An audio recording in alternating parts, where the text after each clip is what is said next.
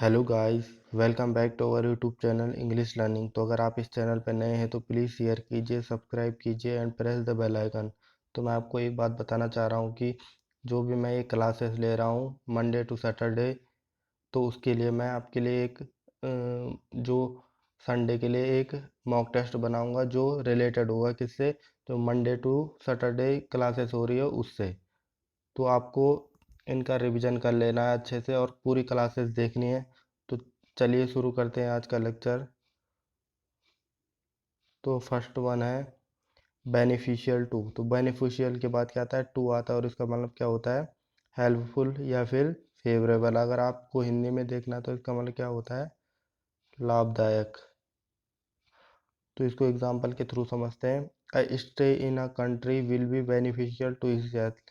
यानी अगर आप इस कंट्री में स्टे करते हैं या रहते हैं तो बेनिफिशियल होगा किसके लिए, आपकी हेल्थ के लिए।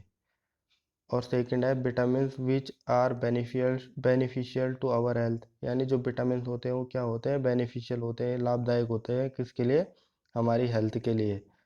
तो आपको समझ में आ गया होगा। तो चलिए सेकंड है डिवाइड ऑफ या बेरेफ्ट ऑफ। तो डिवाइड के बाद भी ऑफ आता है, बेरेफ्ट के बाद भी ऑफ होता है, ऑफ आता है।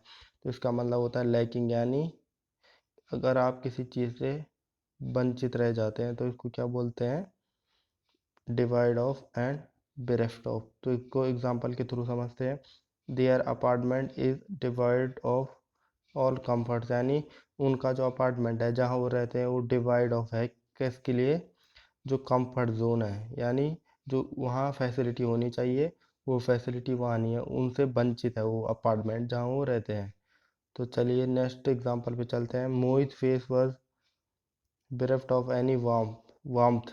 यानी जो मोहित का फेस है वो क्या नहीं है, उस पर चमक नहीं है, वो उससे क्या है, डिवाइड ऑफ है या फिर bereft ऑफ है, यानी वंचित है, उसमें वो चीज़ लैकिंग है यानी। तो चलिए, तो डिवाइड के बाद क्या आता है, ऑफ आता है। चलिए नेक्स्ट वन पे चलते हैं। तो नेक्स्ट वन है बी सेट विद। तो बी सेट विद का मतलब होता है having a lot of trouble with something. यानी अगर आपको किसी चीज़ से मुसीबत आ रही है तो उसको क्या बोलते हैं, बी सेट विद। और बी सेट के बाद क्या आता है, विद आता है। तो एग्जांपल के थ्रू समझते हैं। With the amount of traffic nowadays even a trip across town is beset with dangers.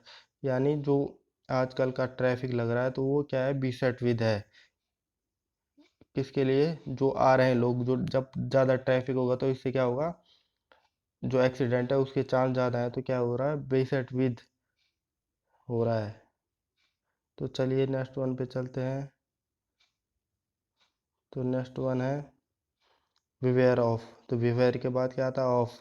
तो आपने बहुत जगह देखा होगा ये। तो इसका मतलब क्या होता है, कॉशियस या फिर कॉशियस ऑफ। तो कॉशियस के बाद भी ऑफ आता है, इसका मतलब होता है सावधान। तो इसको एग्जांपल के थ्रू समझते हैं। तो एग्जांपल है बिवेयर ऑफ डॉग्स, यानी कुत्तों से सावधानी। आपने बहुत गेटों पे सुन देखा होगा। तो इसका मतलब होता है कुत्तों से सावधान हो जाओ।